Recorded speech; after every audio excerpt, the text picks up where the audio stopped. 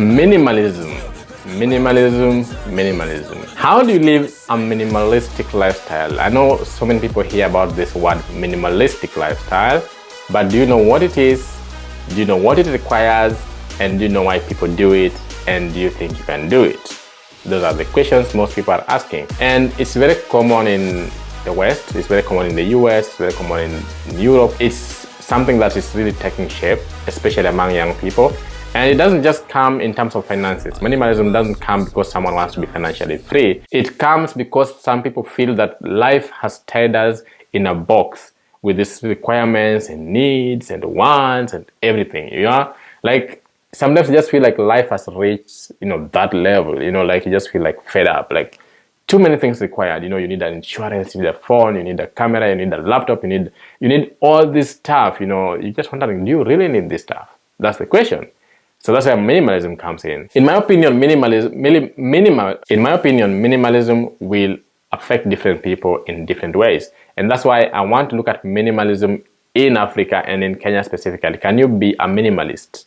As Africans are even more sold into the capitalistic lifestyle, whereby we just buy stuff, and we're not sure whether we need those stuff or we're just buying them for either you competing with someone or you saw your friend with it, or you think they will make you happy, or you think they will, improve your life standard, but they don't sometimes. So minimalism is not about money sometimes. It's about some people wanting to live a much richer lifestyle and a much happier lifestyle without them depending so much on the external environment. External environment here would mean the things you buy, things in your house, the car you drive, the kind of house you live in, the kind of space you have and stuff like that. And this video is going to look at if it is possible to live a minimalistic lifestyle in Kenya and in Africa generally. We are going to look at it from a financial freedom perspective so that it can help you in your financial journey too.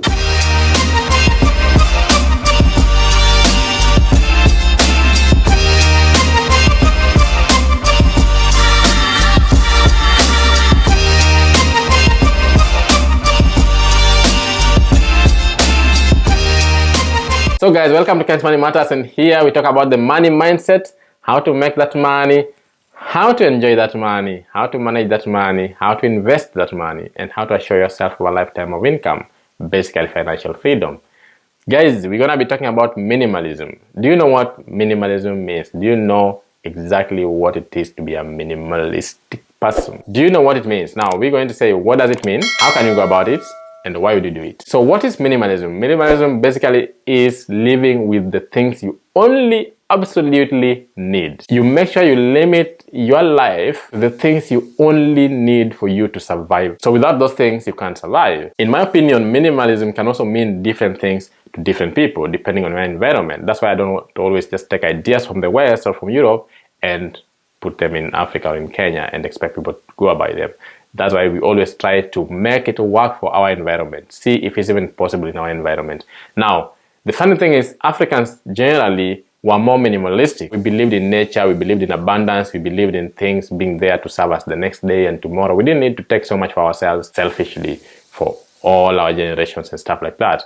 This is something that came with capitalism. When capitalism came, then everyone wanted to be for himself. You have to accumulate as much as possible. You have to save long term. You have to invest, all those things that we talk about. But originally, Africans were minimalistic people. And now the funny thing is, it's more difficult for Africans to be minimalistic than it is for Westerners. So Westerners are embracing the minimalistic lifestyle and moving away from the excessive materialism into the minimalistic lifestyle, while Africans are moving from the minimalism into the excessive materialism. It's just basically living with what you need, but you can define it based on your lifestyle. We're gonna see that in the video. How can you do that in your own environment? Now, why do people do it? Different reasons. Some people do it to be happier because they feel that the external environment has captured their life, and therefore their happiness has depended so much on things like what they drive, what people think, what is on Instagram, what is your social media thinking, what phone do you have, what computer do you have, what kind of clothes do you wear, what kind of hairstyle do you have, So people think that their life now has been captured by these things and therefore they are not happy. So some people seek happiness in things that are external. But now minimalists are saying, I want to seek the internal happiness, the happiness within. I want to be happy from within. Now, from a financial perspective, it will also help you not spend more, and it also will help you not worry with regards to finances. So minimalism will help you become happier because you don't get worried about buying stuff. buying what the neighbor bought, buying what your friend bought, traveling to a destination your friend has gone to, and all those things. So minimalism can help you in that sense. People do it for different reasons, like I said. Some people just do it for fun. Some people do it because they have never experienced it, they want to experience it. Some people do it for financial freedom, and this is where most young people fall. A lot of people don't want to be captured in the 9-to-5 rat race, and therefore they decide, you know what, I'm going to be a minimalistic now, save as much as possible, invest that money, and then I can be financially free for the rest of my life. Now, that's a good reason to do it, and that for me is a reason I would definitely take if I wanted to go into that life to do it, because financial freedom is one of the biggest goals we have as a people. And even on this channel as Ken's Money Matters people, that is the journey we are on, financial freedom. So if it can take us there, why not? But it's difficult. It's not something you just jump into with your clothes. They say dip your toe first before you immerse yourself. Can we live a minimalistic lifestyle in Nairobi and in Kenya? Things are changing. We are becoming more, development or industrially oriented. People are so into materialism, buying new cars, buying all these things. But do we need them? Do we need them? Tell me what you think, guys. Please comment below what you think about this minimalistic lifestyle, and don't forget to subscribe, hit that like button, and always share, guys. Let's push this message out there.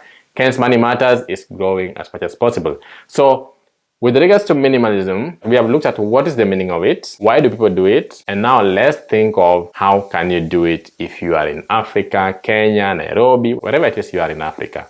Can you live a minimalistic lifestyle? Depending on whatever reason you choose. Yes, it's possible to live a minimalistic lifestyle in Africa. So how do you go about it? What are some of the steps you need to take?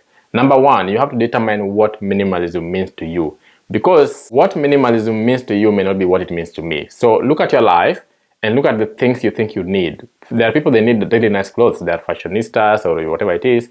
And therefore, or they're vloggers or whatever it is. They need absolutely to have really nice clothes and really expensive stuff.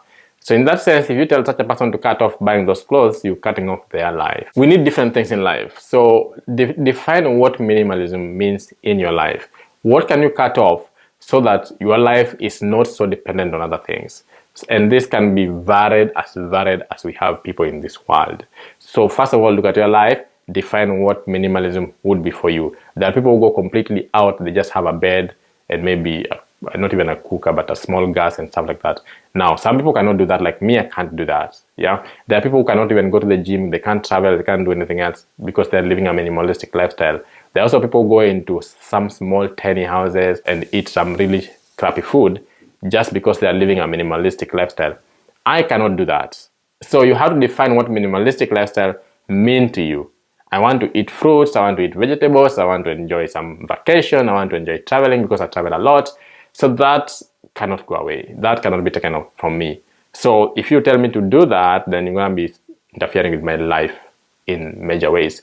So again, it depends on what it means for you. Like I said, define minimalism in your own environment. Number two, start by situational analysis. And here you just want to know your circumstances. What is it that you have right now in your life? Take stock of what you have.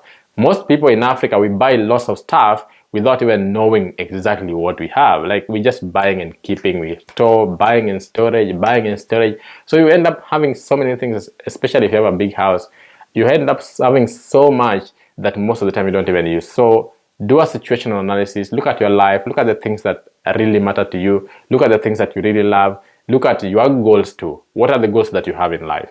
Do you want to achieve financial freedom? Do you want to cut down, on your spending?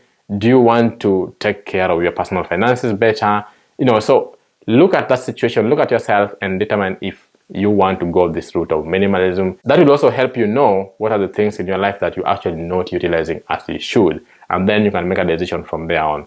So that's the second step. The third step is organize your stuff. Most of the time, if you want to live a minimalistic lifestyle, you want to know everything you have. So organize them. If you have them jumbled up all over the place, in different places, probably in different storages, organize your stuff according to categories. Look at your rooms. If you have a big house, look at different rooms. What do you have there? What are you keeping in those rooms? If you have different like stores or garages or whatever it is, what are you keeping in there? Just make sure you go through your house, organize your stuff, look at your life, and from the process of organizing your stuff, you will know that, okay, I've really bought a lot of stuff that I didn't need. So sometimes you bought gadgets. Your house is just full of spoiled computers or spoiled tablets or unused tablets and stuff like that. Or your house is full of kitchen stuff that are not used. Or it's full of furniture that's not used. Anyway, so you have to do that analysis. You have to organize yourself. and see what you have in your house. It's just the same way you organize your finances. You have to look at where you are, you look at your finances and determine where you are first before moving on. Then another thing that we suffer from as Africans that you have to stop for you to live a minimalistic lifestyle is to avoid sentimental attachment. We have a lot of useless sentimental attachment to things. As Africans, this was never our way. We were never attached to stuff. We were never attached to material things. But now we have people who are saying, oh, this cloth was bought by my grandmother, father, whatever it is. This was bought by my ex-boyfriend's mother, whatever it is. Guys, just forget about that sentimental attachment to stuff and get rid of things that you don't use. Now, this is something Africans need to really take hold of, because we are becoming too sentimentally attached to stuff. We are too sentimentally attached to things like shoes, clothes, handbags, chains, all these things. So sometimes you want to move on, you want to cut spending, you want to do whatever, but you want to hold on to these things. You want to hold on to, you are holding energy. You are holding energy. Even if you want to improve your life financially, even just not financially, but holistically, you can't, because you're holding stuff. They're just basically blocking your energy flow. So you can't buy new things, or you can't progress, or you can't move on with your life, or you can't try a different lifestyle because you're holding on to these things, because you're sentimentally attached to them. So please avoid sentimental attachment to most stuff. Avoid competition and live on your own terms. Living on your own terms is one of the best things. So with minimalism, you need to start living based on your terms. What makes you happy? What makes you fulfilled? It's not about what your friends want. It's not about where your friends want you to go. It's not about what your friends want you to do. It's not about what your family wants you to do. It's not about that anymore. It's about you. There's no way you can be a minimalistic person and you care about what people say or what people think about you. So it means you have to do something that makes you happy. Don't dress for people, dress for you. Don't groom for people, groom for you. Don't purchase anything for someone to see, do it for you. So this competition mentality that we have in Africa, that we are always competing with our friends, our neighbors, with people around us. We're just competing with everything, and sometimes people we're competing with, they don't even care, they don't even know us, they don't even think about us. So we end up buying things that we don't need with money we don't have to impress people we don't even know. So if you want to live a minimalistic lifestyle, you have to stop that mentality of competition, of trying to impress people, and of trying to live a particular image. Live your own life. So it also frees you in that sense. Even mentally, it frees you. You become someone who is authentically yourself.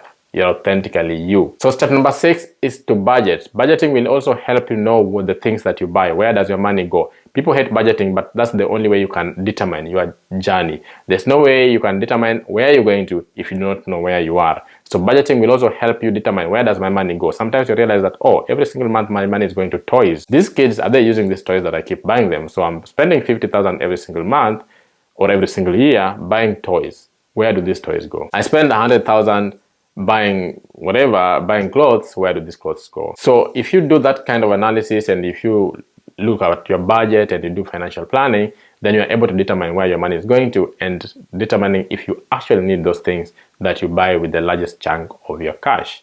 So that will save you financially, and it also helps you in trying to achieve your minimalistic lifestyle, because now you get to exactly know what is taking your cash. Number 7 is to pause and ask yourself hard questions before you buy anything. Anytime I'm buying something, I have to ask myself, do I need it? Will I utilize it? Is this something very important to me? So always pause before you buy something. This impulse buying, you just buy stuff. So make sure you're buying less stuff, but before you buy anything, you pause and ask yourself the hard questions if you really need those things. Remember, it has to be something you absolutely need. And finally, surrounding yourself with like-minded people. Again, like I said, you have to surround yourself with people who think the same way you do. The values must be shared so that they don't drag you down on their own paths.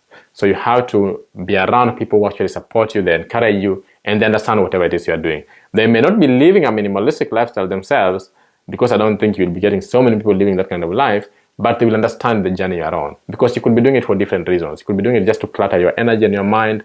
You could be doing it just to be happier. You could be doing it to minimize dependency on those external stuff. You could be doing it for financial freedom, which we are talking about here. And there's nothing as big, or there's nothing as great as freedom of your time, your energy, and the freedom to determine your life.